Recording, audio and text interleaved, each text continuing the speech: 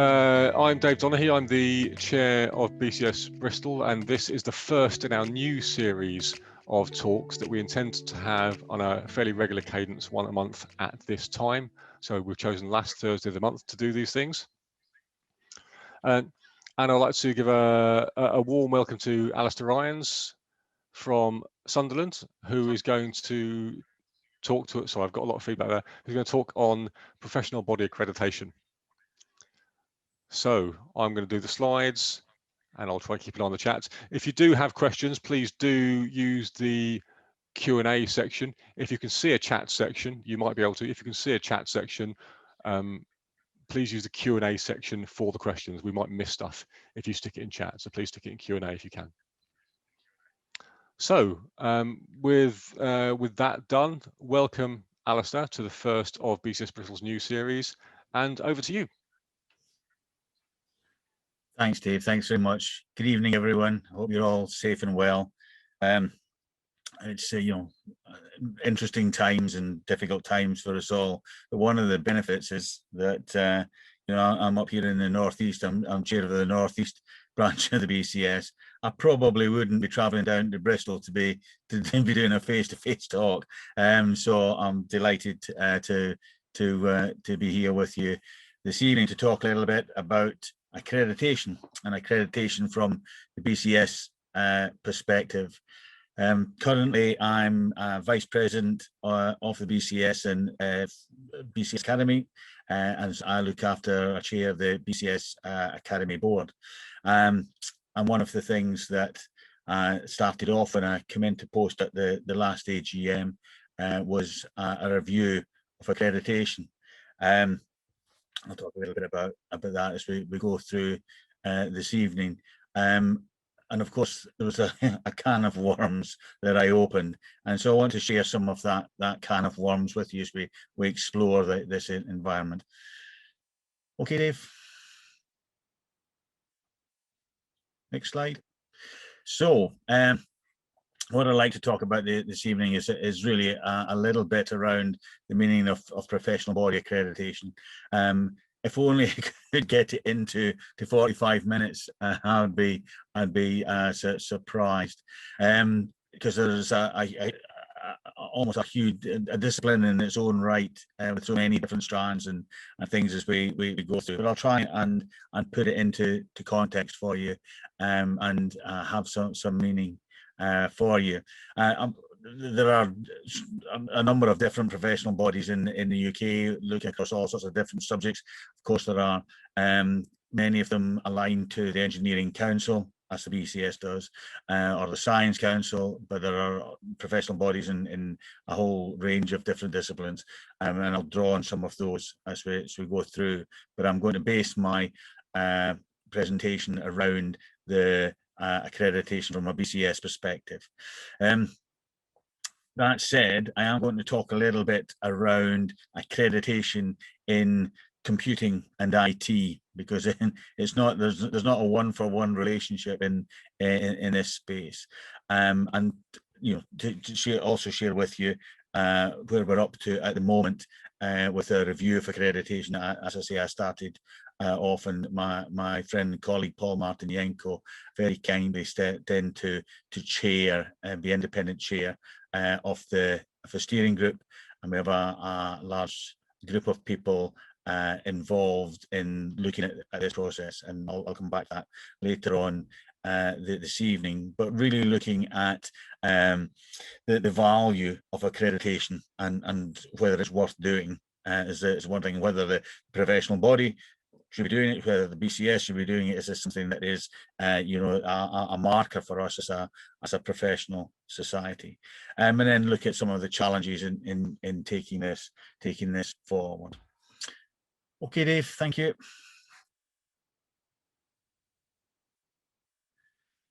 So there are many stakeholders. I will try and keep it non-complex, but there are complexities that we can't avoid. So there's a professional body, and in this case, the professional body we're looking at is the BCS. There are universities and university schools, departments of computer science or the like, who are putting the programs forward for accreditation. And when we look at university, it's not just the schools of computer science. There's the senior executive around the whole running of the university, who are very keen to have professional body accreditation, because it ups the ante, it acts as a standard and as a marker for the perceived quality of an institution. Obviously, students come into play. They are important, but also prospective students. So these are the students that we're hoping to encourage to come and study at university, whether they're from the UK, whether they're from the EU. I don't know, I can call EU students anymore. They are international students, thanks to the situation we find ourselves in with Brexit, and of course international students. And the international students are perhaps the most switched on to the concept of accreditation when they are prospective students. Then a whole set of external groups that come into play as stakeholders: the Quality Assurance Agency, there's the Office for Students, and the Office for Students changed the landscape quite markedly. And then, you know, in terms of funders, perhaps looking at funding projects or funding scholarships or whatever, they come into the equation as well. Our marketing departments in universities are interested in accreditation and what they can put on websites and what they can say about courses and the like. I don't necessarily want to get into the politics or the pragmatics of league tables, but league tables are something that are there, that we have to deal with in the university sector, as indeed we have to in the school sector. And degree accreditation is potentially, because the variables in league tables move about between years rather bizarrely, but accreditation is potentially a variable in the league tables.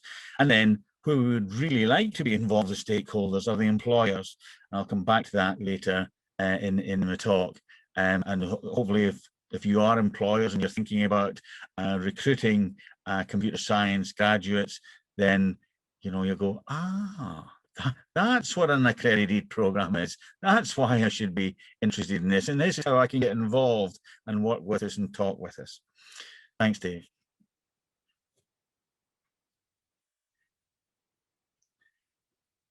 What's accreditation for? And that in itself, that's a good exam question.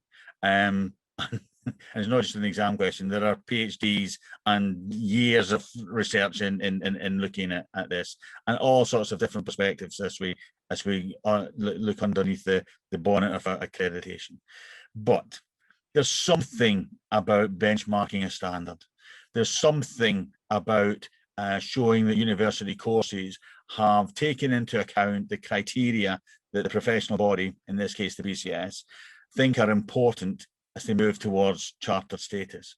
BCS is interesting because not only do we look at CEng and partial CEng and courses aligning to CEng, but we have our own chartered mark, that's chartered IT professional. There are also things like our IT tech that come into play as well. You start to see the complications around the whole process. There's also the Science Council, and we used to align programs to chartered science status. We have, over the last couple of years, we've stopped doing that for various reasons. Accreditation helps us look at the learning outcomes. It looks at what a degree program says it does, and it thinks about not just the educational provision of the degree experience, but it's the whole learning environment.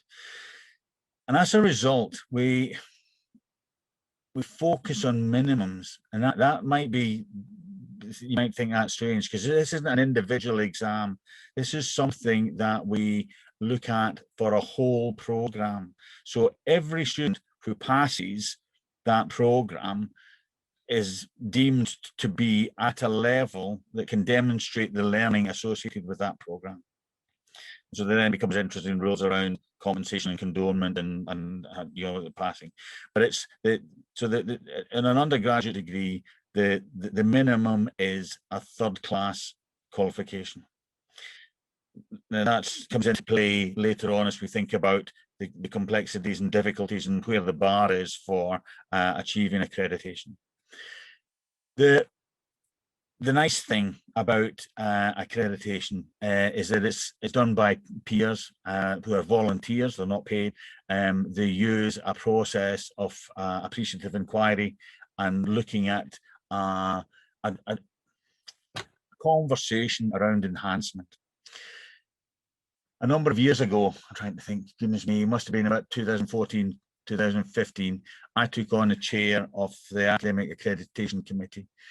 Colleagues who'd been working before, particularly a colleague from Ulster, Paul Hanna, and his predecessor had, and it's carried on with the more recent chairs of the Accreditation Committee. We really tried to, with the support of the Accreditation Committee, move away from situation that was prevalent really up until about 2010-12, but accreditation was quite confrontational, you know, and it was a kind of us and them type thing, and you know, many of us just didn't agree with that as a process, and so we've tried to make it a much more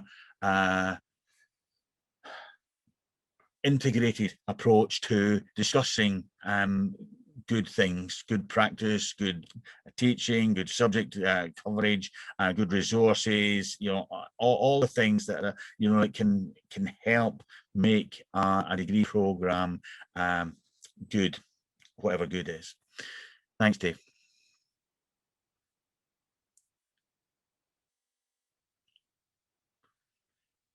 Forgive me, this is a bit of a busy slide. But you know, when you start off on a review of something, and you know, I'll come back to why some people think that it needs a review. Then you know, it's good to say, well, actually, we do a lot of good things in this. We do things right. So that developmental engagement with a group of peers is a key thing. The fact that any HEI, any university is looking at the provision and trying to map it, and we'll see what a map looks like in a second, against a set of criteria that enables that kite marking to take place. But it's not just a set of criteria that the BCS create and agree on and distribute, and like there are international markers as well. So the Science Engineering Council that I mentioned, but we also align to the Seoul Accord, we align to the Washington Accord, we align to Equani, which is in informatics Europe, and we look at the Engineering Council's AHEP program. There's a new version of AHEP coming out as we speak, and so all the kind of things are aligning at the same time, and this is to ensure that it's not just our local employers or UK employers that have an idea as to what it is that computer science and related disciplines can do when they graduate, but it's to enhance the mobility of our graduates in that global market. We're also looking at things around the relevance of curricula, so an awful lot of the soft skills that employers look for, like group working, like problem solving, like communications, you know, all of those things are measured and mapped in the accreditation. Things like risk management, project management, economics, you know, things that you wouldn't necessarily think of as core computer science, but as those of you who are in the industry, that are really important factors. We also take things like, so 2 or 3 years ago, made the decision to say, actually, we really should have a very specific criteria around cybersecurity. And that wasn't, you know, a ping moment. That was a long process of workshops and discussion and debate as to how to word that. But now cybersecurity is a key piece in there. And in terms of key pieces, one of the main things accreditation does is align the the philosophy and ethos of the BCS. So we look for legal, social, ethical, professional issues and how that's covered in the curriculum. And it's not just a case of sticking a module in somewhere that covers all these things and talks about these things, although that's quite an interesting way of doing things. We embed it all the way through the curriculum. So if you're doing programming, if you're creating a database, if you're creating a website, you're creating an app, whatever it might be, then you're thinking, okay, what are the legal implications here? What's the compliance issues? How does GDPR fit into this? You know, what's the impact on society of doing these things? Now, you might say, actually, when you look at many of the examples that have hit the news recently, and you know, track and trace brings to mind the A-level algorithm, you know, the obvious examples to look at and say, well, maybe we should be doing more of this, and I would be a strong advocate for that. The other things that accreditation, so I've gone off on an LSEPI thing, forgive me. The other things that accreditation does really well is because we get the chance to go and talk to our peers across the UK, you can identify good practice and say, whoa, that's tremendous. This is the reason I get involved in it, you know, however many years ago, was just to be nosy and to see what other folks were doing really well and think, that's great. Yeah, can we have a chat about things and can we work together? And, you know, a number of projects have evolved out of working with accreditation, and many friendships and collaborations have come out of this. And you know, I've been very fortunate in terms of, you know, meeting a whole range of different people, not just in the UK but overseas, because of accreditation, and as a shared language for talking about things and looking at things. We look at and try very hard to align the criteria to industrial relevance. To that end, there's a set of criteria around how does industry inform the provision, but we also have an industrialist on any visiting panel. And that I think shows the importance that we place on that industry relevance. And we're also looking at how you take work experience. So many programs have a placement. I mentioned RIT Tech earlier, and we're looking at how we roll RIT Tech into that placement year. So on top of the degree that students get, on top of the degree accreditation that they get, there's also an added value around the placement that they're undertaking. Thanks, Dave.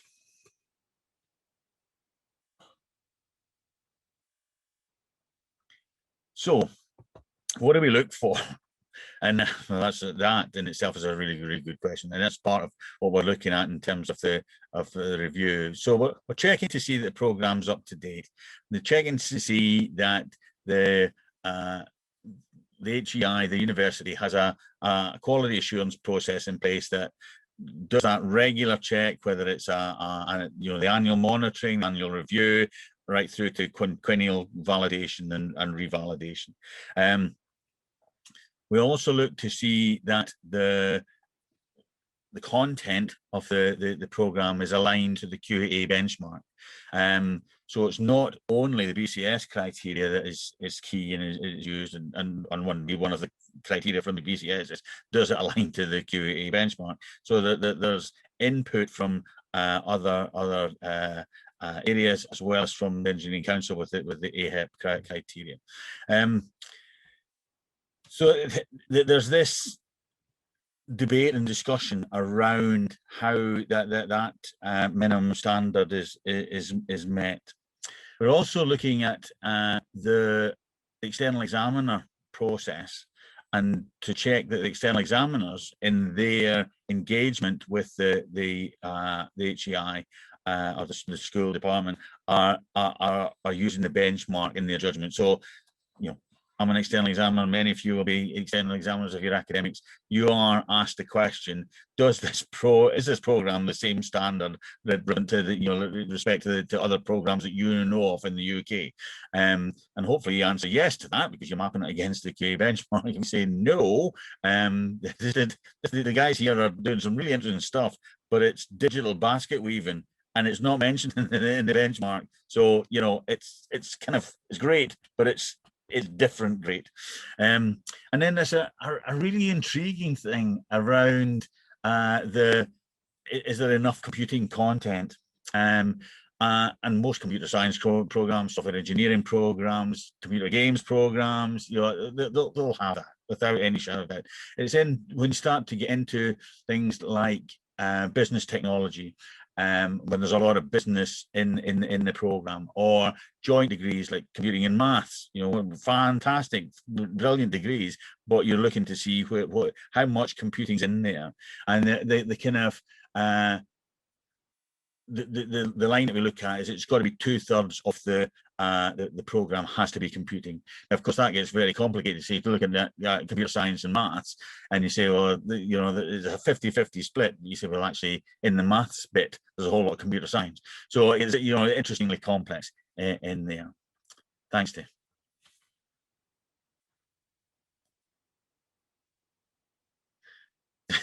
You won't be able to see this. Don't panic.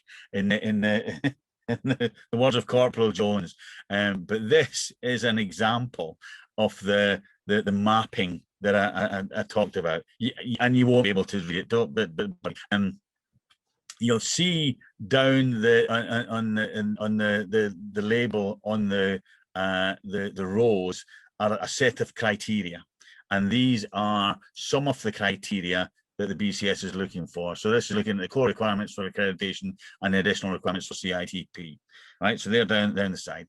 Along the top, and looking at the columns, are the modules that are core to that particular program. So the HEI go through an exercise, and there is a bit of science to it, but there's also a bit of art, I have to say, and try to say, yep, this module teaches and assesses these particular criteria, and if they teach it and they assess it, then they can put a cross in the box. So I can hear you thinking, well, here's the volume or the amount that enables you to put a cross in, and that's kind of where the art comes into rather than the science. And what the map gives us is an indication, if something has got too much in it. So if an HEI are claiming that they're doing a particular criteria across the board, we'll go, really? Let's talk about that. Or more worryingly, if there's something that's got one or even no crosses in it, you go, let's explore that. Let's talk about that. And let's look at what that means. And you'll see down on the far right-hand column, often the HI will put some notes of explanation in, because although all universities are kind of doing the same thing, in terms of taking undergraduates and doing some teaching, letting them loose with some practical stuff and giving them some assessment and exams and putting them out at the other end. There's also a lot of difference and some different ways of doing that, which is part of the interesting part of the process. Okay, Dave, thank you. So here's where it starts to get a little bit messy. So far that's been reasonably straightforward, reasonably simple, and yep, we've got that. We know what's going on. We're sailing straight ahead. There are other university accreditations in the field of computer science. And are we unique? Well, probably not unique, but we're different enough to, I think, make us an especially interesting case. Also involved in looking at computer science programs are the Institute for Engineering and Technology. Indeed, sometimes we'll do joint reviews. And that's an experience in itself, because you'd think doing a joint review, both aligned to the Engineering Council, that there'd be a lot of overlap. No. Different way of doing things, and not just of what we look at and how we look at it and how long we look at it, bizarrely, but the preparation for it. So the IET have got a system called Adams, where it's designed to make life easier for HEIs in preparing and having a continuous upgrade of their submission for professional body accreditation, and the BCS don't. So there's a difference there. We have as well a group called the Tech Partnership Degrees, who started off, they were Tech Partnership. Before that, they were eSkills. And these guys look after specific products. In particular, they look after a business and IT, ITMB program. It's called IT Marketing for Business, IT Management for Business, forgive me, but also degree apprenticeships. And degree apprenticeships are, an interesting piece. And indeed, in my own institution, I've taken my degree apprenticeship program through the BCS accreditation, as well as the Tech Partnership degree accreditation. They're quite different. And now I've become an accreditation snob, forgive me. But in my simple mind, what Tech Partnership degree do, and it's fantastic, they endorse programs and they align to what their gold standard is. But that is quite different to the way the BCS look at accreditation. There's another group that you might have come across, Institute of Coding, which is a partnership between 35 HEIs in England and many industrials and businesses. And they have as one of their themes, and theme one, looking at accreditation, particularly looking at micro accreditation and how we measure competence. Again, it might sound like it's semantics, but it quite different thing to what the BCS accreditation is looking at. Think back to that minimum standard. It doesn't necessarily say about competence. The ACM curricular program, and they've just released an ACM 2020, Curriculum 2020, dipped its toe towards competence measurement, but stepped back a little bit, because measuring competence is a completely different thing altogether. We then start to look at subject specialisms. So I've just picked 3 here as examples. So cybersecurity. And the need for cybersecurity, teach cybersecurity, I think it's really so important. So the National Cybersecurity Centre are looking at specific different accreditation for cybersecurity programs. The government are right behind this and very keen to, really promote cybersecurity, and great, and that is a really good thing to do. But it muddies the waters between what the NCSC are doing and the BCS. The Chartered Society for Forensic Sciences, and again, I use myself as an example. I've got a digital forensics program. I aligned that with the Chartered Society for Forensic Sciences, and as well as getting BCS accreditation, I've got the CSFS accreditation for that program in my institution. Again, it's a different sort of framework, a different lens that they're looking at. And to be perfectly honest, I use it as a marketing tool, and say that the digital forensic programs are accredited by 2 different professional bodies. If we look at the games industry and games programs, game software development, and then all the creative stuff around games and the animation and soundtracks for games and really interesting, fascinating, brilliant stuff. And the value of the games industry is frightening. There are zeros in the overall income generated by the games industry I can't even think about.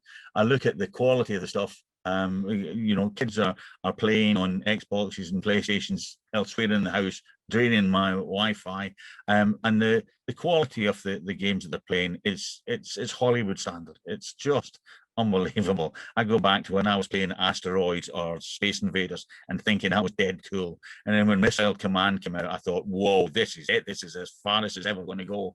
But they're playing FIFA, they're playing, Assassin's Creed, and it's just amazing, just amazing. So completely. And the TIGA are a different organisation who look at the quality of games degrees. Then we've got the different certifications and accreditations. So Microsoft are looking at accreditation of their programs. Cisco have long badged the networking activities and CCNA and the like. ISE Squared looking at a slightly different take on cybersecurity. I mentioned RIT Tech before. This is another BCS product, and it's aimed at people who are perhaps doing placements. If you look at it in the HEI environment, there's a huge move, sort of following on from the whole MOOC world, and the whole MOOC world is a different discussion again. But looking at micro accreditation, micro credentials, and how we take small chunks of program, whether it's a computer science program, and accredit that and badge that for students, so it helps build up their digital profile and the digital employability opportunities. Or indeed how we get involved with different programs in different subject areas. So we look at engineers, we look at business schools, we look at nursing schools, right across the board, and say, okay, what's the digital bit in here, and can we get involved in looking at that micro accreditation? So we contribute to the confusion around the piece. You're starting to see the complexity around what we mean by accreditation. And then we've got external bodies. I mentioned the Solar Accord and the Washington Accord a few moments ago, but we've also got Equani, and Equani's intriguing in that it's a European benchmark, and we tag that on to our BCS accreditation at the minute, and it's, as we go through the BCS accreditation, there are just one or two little extra hurdles that Equani aligns into.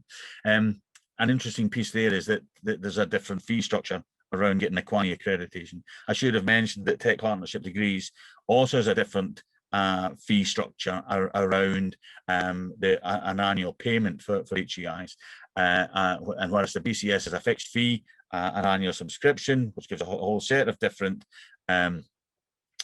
benefits to the department and to students in the department and to staff in the department, not least around promoting membership. It's in departmental or school budgetary terms, it's not a lot. And you sneeze and you wouldn't necessarily miss it. Whereas the Tech Partnership Degrees, for example, has a fee per student, and the more successful you are, the more students you've got, the higher that fee becomes. And so I put my dean's hat on, and I'm starting to think about what the value for money is there. Thanks, Dave.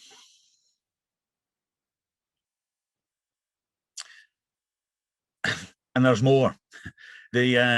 Start to really, and I'm not going to go through these, I'm very cognizant of time, but there are other players dipping their foot into this accreditation water. So the Office for Students are starting to get involved. And if you haven't come across the Office for Students, a relatively new body, replaced the old Higher Education Funding Council for England, and with a different agenda.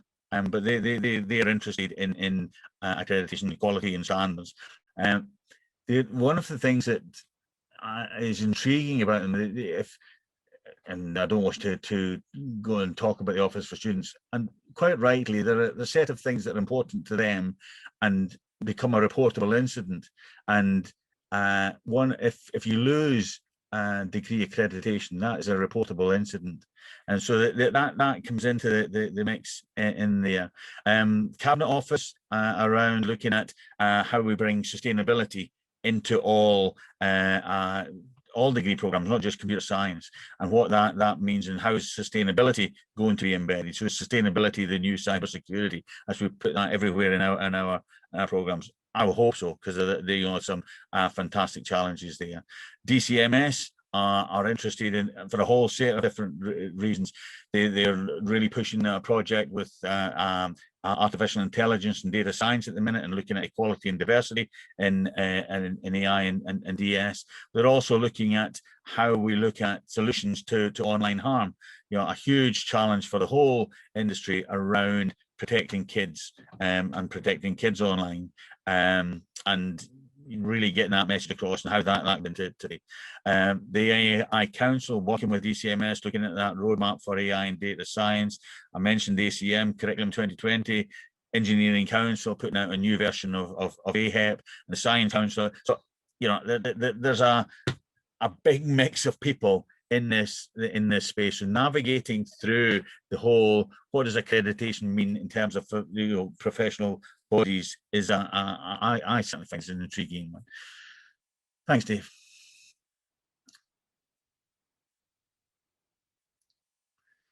There are a lot of challenges, you know, and you know, it's an interesting time for education, and the last 12 months have really brought some of those interesting times into very, very sharp focus, and the change in the development both in schools and colleges and universities over the last 12 months has actually been quite radical, and things that would probably have taken universities 5-10 years happened within the first 3 to 6 months of lockdown. So there's a huge amount of change going on there, and that then brings in a whole set of different criteria into one of the things that Dave and I have talked about. And Dave came up to talk to the Northeast branches about digital poverty and access to digital equipment, and, you know, the whole digital piece, the digital skill set, and you know, there are a whole set of other things around those challenges. That's for a different discussion, and Dave will talk to you about that much more eloquently than I. But where I started from, really, and where the review of accreditation started from, was that one of the universities, actually a good friend of mine, it just in a university not too far away from me, decided, because of a whole set of changes that they were going through, that they didn't have time to engage in accreditation properly. So they said, right, we're going to step back. We're not going to do it. And they then put into this message into the Council of Professor Heads of Computing. And there have been one or two other universities who have decided not to engage with accreditation. And of course, other, you know, that broader discussion group, and it was getting a little bit nasty. And you know, some people making judgments and suggestions based on things that were, you know, quite a while ago. You'll go back into the days when I was talking about it being a confrontational situation. And, you know, everybody's entitled to their own opinion, of course they are. But, you know, there was stuff going on, and I stepped in and said, right, okay, let's sort it. Let's find out what's wrong. Let's see what's going on. And, you know, as I said, come and talk to me.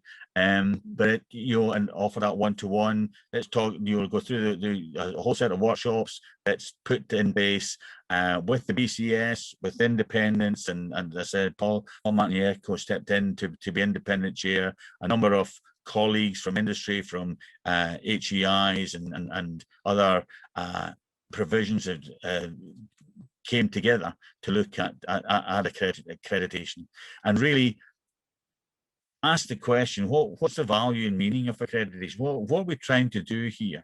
What should we be trying to do? We look at, you know, and I'll come back to that in just in a second. There are other things that make this difficult challenge. There can be a lot of work in trying to pull things together to meet the BCS criteria. And, you know, is it worth the effort? Is it worth the time? And some people think it's not. I happen to think it is, but that's, again, a different story.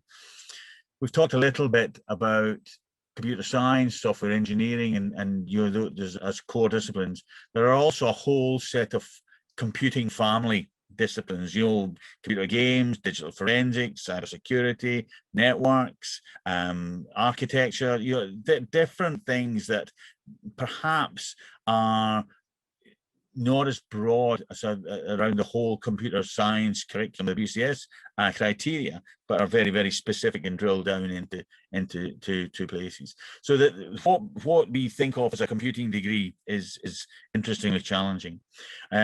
Thinking about what an accreditation means, and what can you say if you have got an accredited program? What can you say about the students that come out of an accredited program? I'll come back to that in a second. And then there's the employers, and really asking the question: do employers care about this? Do the employers really want students who are coming from accredited computer science computing programs? What about all the graduates, non-graduates that they employ, they bring on board that haven't got a computing background, but they're maybe really good at communications, they're maybe really good at group working, they've shown dedication in other disciplines, and they say, well, we'll teach them the computing stuff. We'll get them in and we'll get them to do computing the way we want them to do it. And so that's fair play. You think of the number of jobs there are in the IT industry in UK, and how do you define that? But somewhere around about 1.5 million-ish. It could be half that, it could be double that, depending on how you classify it. There are less than 70,000 members of the BCS. So there's a big disparity, no matter what way you classify it. So getting employers on board and getting to understand what it is employers really want from accredited programs, and what employers really understand by accredited programs is a big challenge. Thanks, Dave.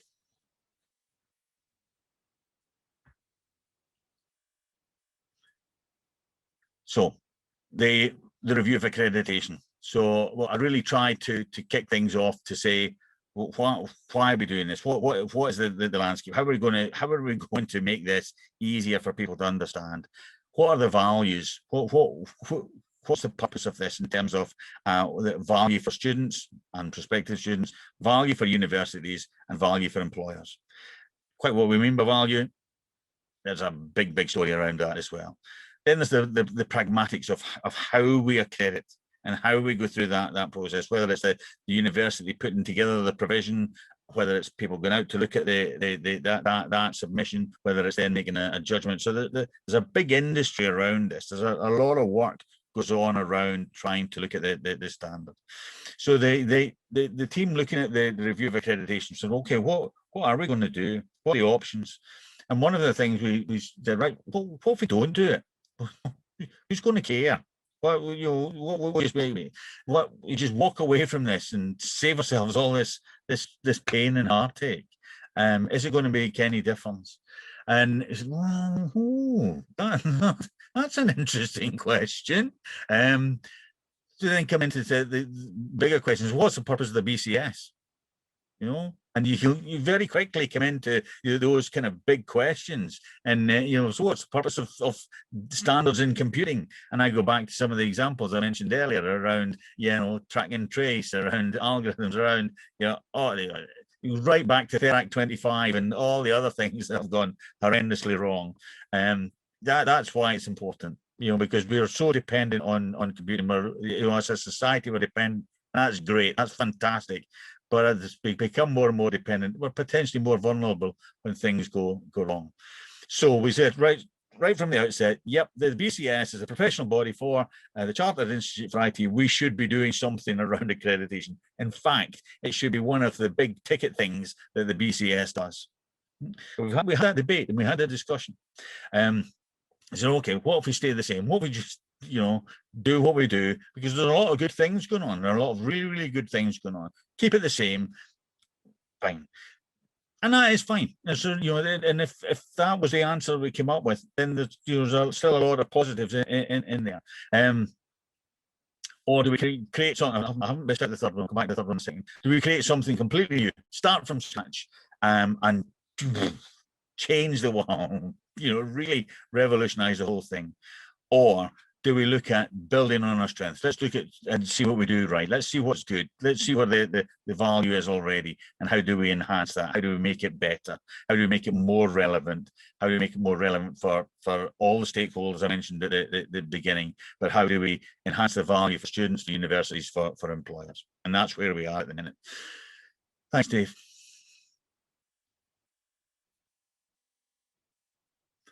So the methodology, we initiated the review, created the steering group, gathered data. So we talked to a lot of people. We talked to as many employers as we can. We're still continuing to do that. We've talked to universities and a whole lot of focus groups. We're just about to go out to a much broader population with a questionnaire. We've tried to talk with students, and the Office for Students have been really helpful in working with us and trying to get that sorted. And we've talked to other professional bodies. Pardon me, indeed, as part of that steering group, we've got representatives from other professional bodies, which is great, and it's really interesting and useful to see what other folks are doing. We're trying to be cognizant of all the other things that are going on, particularly AHEP4, but you know this whole environment around micro-credentialing and micro-accreditation, that the different drivers from different places coming into play, and so we're at that. We're still in that kind of mixing of stuff, and gathering as much data as we can, and starting to tease out potential proposals and work those up in a lot more detail. And very soon we'll have those proposals for how we're going to take things forward and future-proof BCS accreditation. Thanks, Dave. So the focus groups for the university, just to share with you a couple of questions. We asked them, what are the problems of accreditation and what are the benefits of accreditation? So the problems, how are you going to fix them? The benefits, how are you going to improve on it? Discuss, let them loose. And it was really interesting. It was really intriguing. Okay, thanks. So some things came out in terms of barriers, and a really interesting one. And a real game changer, should we go down this route, is around license to practice. And license to practice in software development and the whole computing spectrum of jobs is an intriguing place to go. And there are certainly a whole set of arguments for, and this isn't a new thing. Back in the turn of the century, Texas as a state tried to license its software engineers, and there are challenges in doing that. Other barriers that became apparent very quickly, both in terms of people who are pro accreditation and indeed those who are, because we talked to a whole set of people that were anti-accreditation as well, and very quickly became apparent, as you might expect, and you're just given the sort of thumbnail sketch I've presented you with tonight, that it's not an easy space to understand and navigate through. So there's a kind of, they say, oh, man, it's a good thing. We want to do this. We've done it for nearly 60 years. Let's keep doing it. We should be taking it seriously, but when you ask different people about what accreditation is, you'll get different answers. And even people who are working very closely with me in this, we've got slightly different perspectives about what's going on. So it is interesting. We don't sell it particularly well. Don't sell accreditation very well. It might be because we don't really know what we're selling. But prospective students don't know about it. Don't care. They're not asking about it when they're coming into university. Similarly, there's a lack of enthusiasm for employers. The very few employers ask for folks from accredited degrees. The only one we found, a large employer that really cared about it was the RAF. It's quite. I'm sure there are other examples that we just haven't come across them. Thanks, Dave. There are questions around the value and cost of doing this, and you think about the effort, so the effort rather than the fee associated with it, and it's a difficult one to measure. It's a difficult metric to utilize.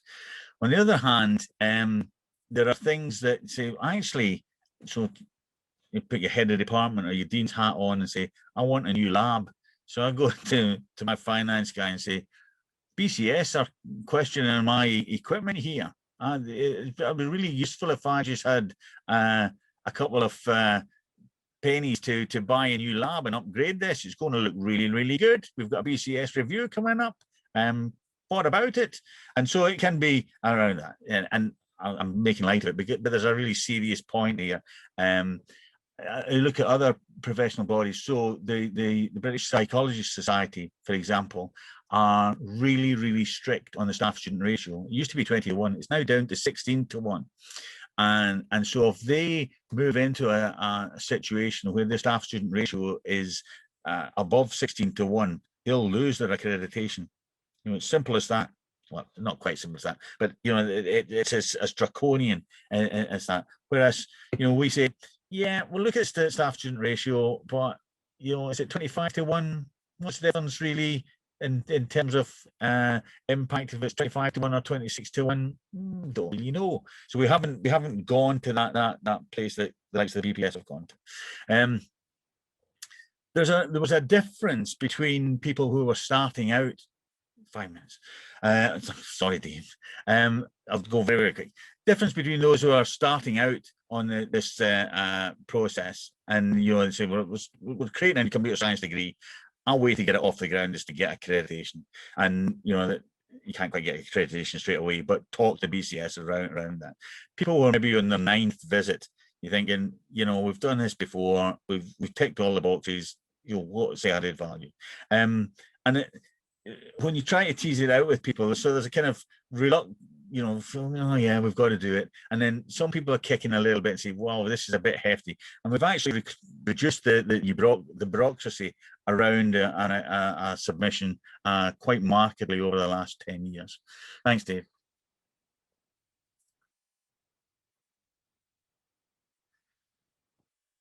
Things around license to practice and what we're going to do if we haven't got license to practice. So things like, what is it that a graduate can do on day one? This is something we picked up from the British Veterinary Society Association, and they say this is what a vet can do, you know, the minute you employ them. And that, I don't know about vets at all, but I can, in my head, I can think, okay, that's fine. You can see things that a day one vet can do. Would this work for computer science? Maybe not. Possibly not. We're looking at cores and specialisms to allow for the different families of computer science, trying to look at drilling down into accreditation and what that might mean. And a recent one that came out from this discussion and the feedback from the students, but what about giving post-nominals to students who come out from an accredited degree? And that might just be an interesting game changer. Thanks, Dave. So, moving forward, that's the timetable. You know, we're coming up to March very quickly. We're really ramping things up over the next couple of months so that we're ready to implement by September 21. Thank you. I told you to go quicker.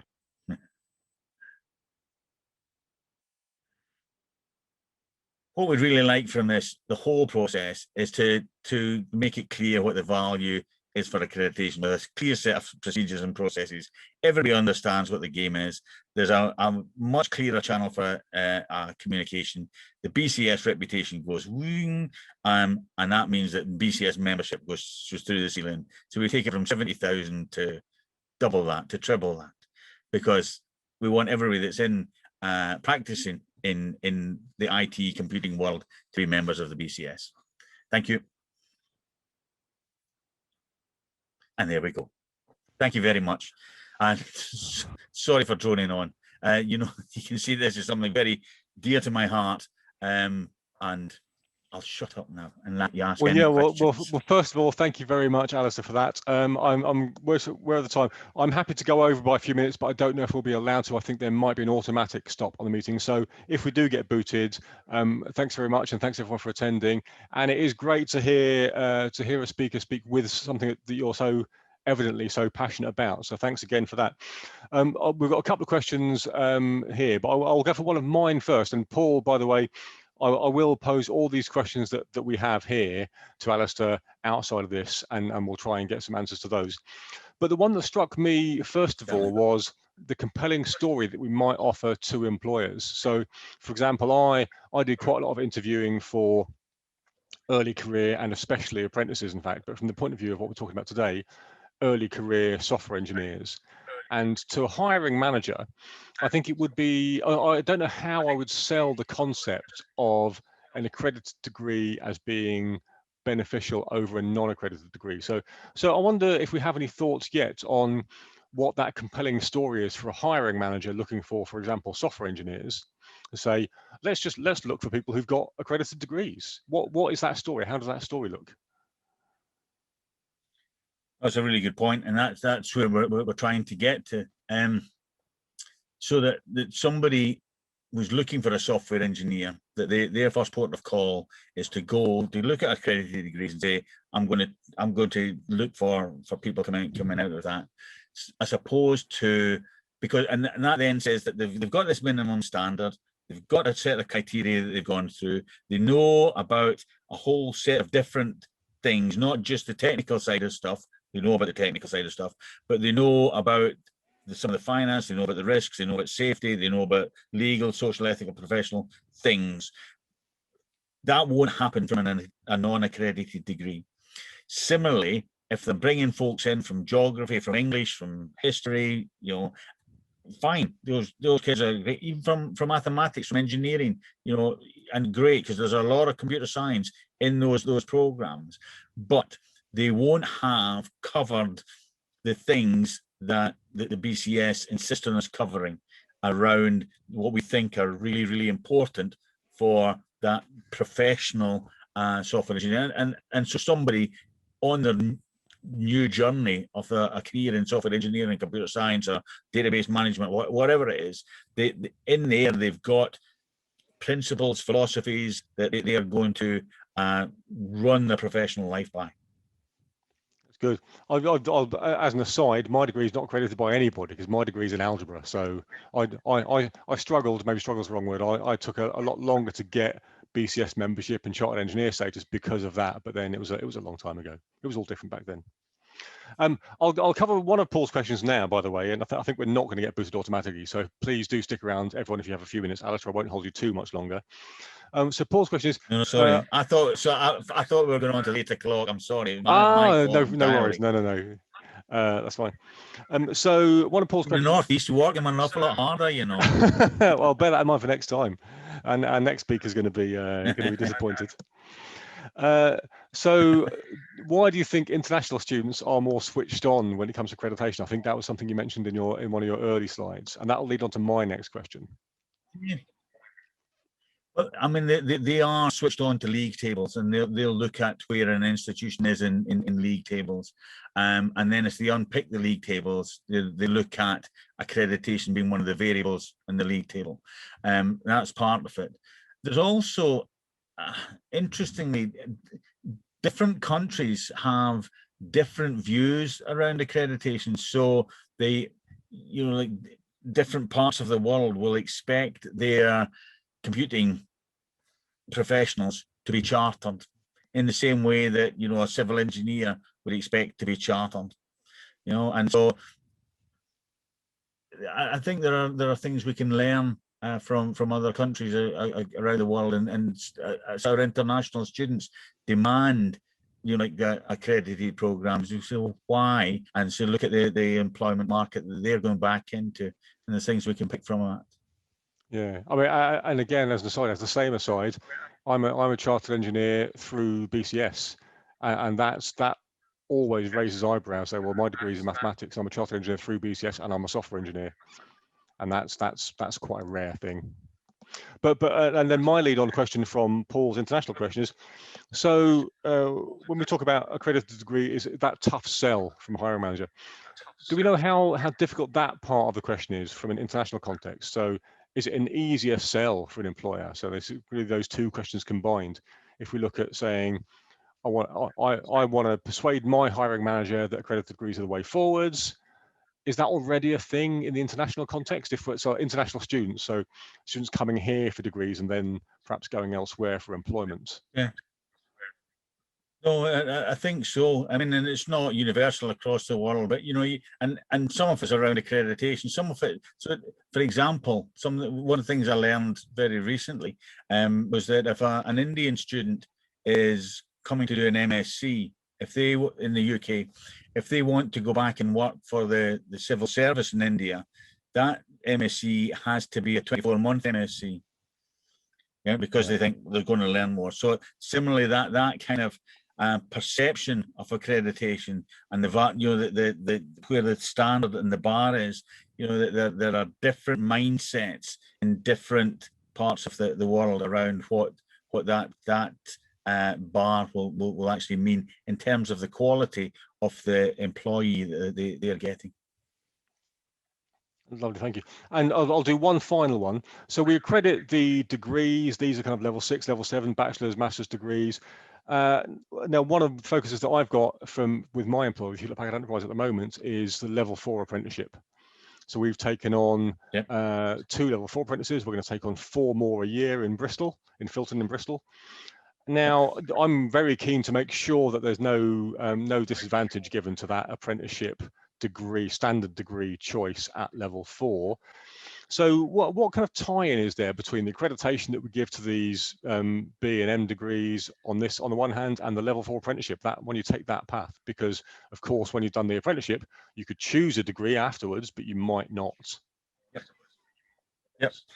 So the apprentice environment is, as you know, an interestingly diverse and complex space. So every apprentice program will already have an apprentice standard that's been approved either by the Office of Apprentices or DCMS or somebody, and so there are a set of things that are missed there. Interestingly, apprentice and degree apprentice programs are going to be governed by Ofsted, and that's a very, very different regime around accreditation than something like the BCS accreditation. So I'm a really much more draconian and bureaucratic look at to see that you're doing certain things in a certain way. So there's an interest there. The level 4 apprentice, if we take it into the world that we're looking at. So the first thing is that there's the standard across from the Office of Apprentices. So a program I'm looking at the minute, working on in a minute, is Digital Community Manager, which is a level 4 apprentice program, and that aligns to a whole set of knowledge, skills, and behaviours and duties that have been specified by the Office of Apprentices. It also means that there's an external endpoint assessment, so a different body is doing the assessment of those students. So there's that comes into that mix. The BCS are looking at different apprenticeships and what they can be involved in at level 4. RIT tech comes into play in this space, depending on where the apprenticeship is. And of course, degree apprentices, they are still honours programs. And so it is possible to take them through the standard BCS accreditation, as well as the apprentice accreditations as well. Okay, so thank you. There's not an easy answer to that. It is a really complex and complicated situation, because there are different bureaucracies, different regimes kind of clashing together. It's kind of like the Corryvreckan and whirlpool in education. Yeah. I think yeah. So I'll do one more if that's all right. So Mars 53 says, where employers want to develop their software engineers who do not have accredited status, how do they support their employees in getting accreditation? For example, like Microsoft accreditation. So I guess the wider question there is, you're an employee, you've taken on somebody without an accredited degree, what next? That responsibility, I guess, between the employer and the employee to then further their career. I mean, how does that work in practice? Yeah. Wow. And again, there are so many different pathways and so many different scenarios. And if you could do that in 90 seconds.